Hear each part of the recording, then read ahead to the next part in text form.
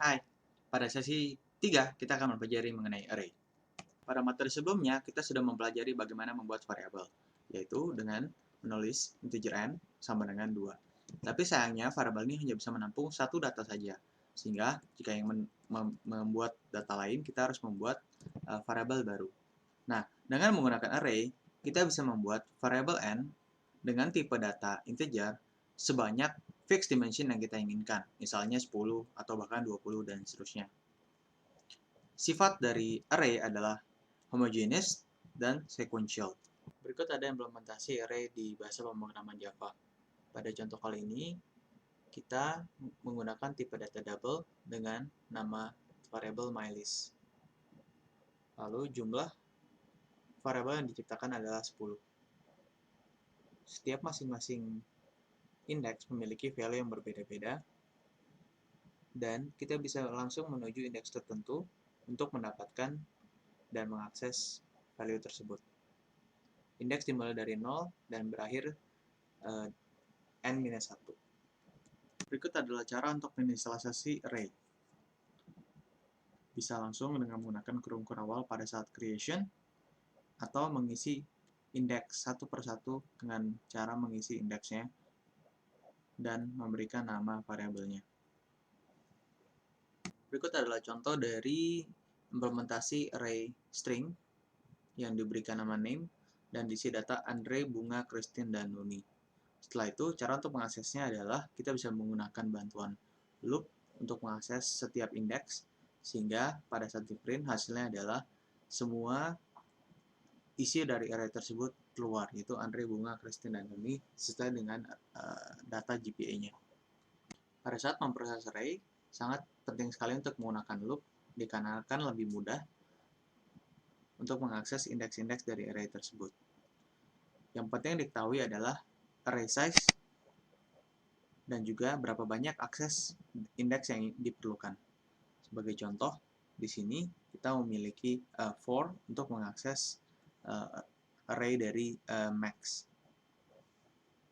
Selain single dimension array, kita bisa membuat lebih dari satu dimensi. Pada contoh kali ini, kita membuat two-dimensional array. Two-dimensional array bisa dipakai untuk menyimpan data berupa matrix atau table. Dapat dilihat bahwa kita membutuhkan 5 kolom dan 5 baris untuk dapat menyimpan data-data yang ada. Cara untuk membuat dua dimensi array mirip seperti single dimensi, tetapi diberikan dua kurung siku.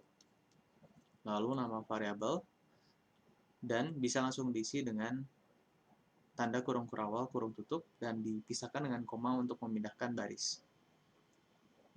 Hasil coding dari integer matrix ini dapat dilihat ilustrasinya di bawah akan memiliki 3 kolom dengan 4 baris. Cara untuk memproses array 2 dimensi tidak berbeda jauh dengan single dimensi, tapi kita membutuhkan nested loop untuk mengakses hal tersebut. Yang pertama adalah untuk baris, dan loop yang di dalamnya adalah untuk kolom. Setelah array berhasil dibuat, single dimensi ataupun 2 dimensi, kita bisa menduplikasi nilai dari array tersebut ke another array. Ini adalah cara yang salah untuk menduplikasi array. Seandainya kita punya source array, dan kita ingin duplikasi dengan target array, berikut adalah cara yang salah. Hasil yang dibuat dari coding ini adalah seperti berikut. Ini adalah sebelum, dan ini adalah sesudah di sebelah kanan.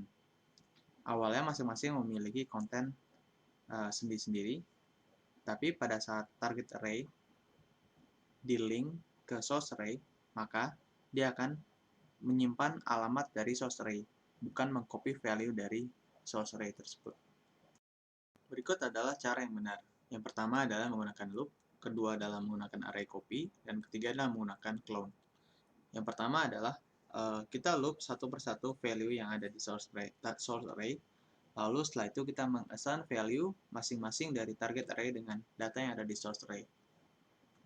Cara yang kedua adalah dengan menggunakan metode array copy. Kita tinggal panggil system.arrayCopy, lalu kita masukkan nama variabel dari array source, lalu target array, dimulai dari source, destination, sampai ke destination position. dan data yang akan di-copy.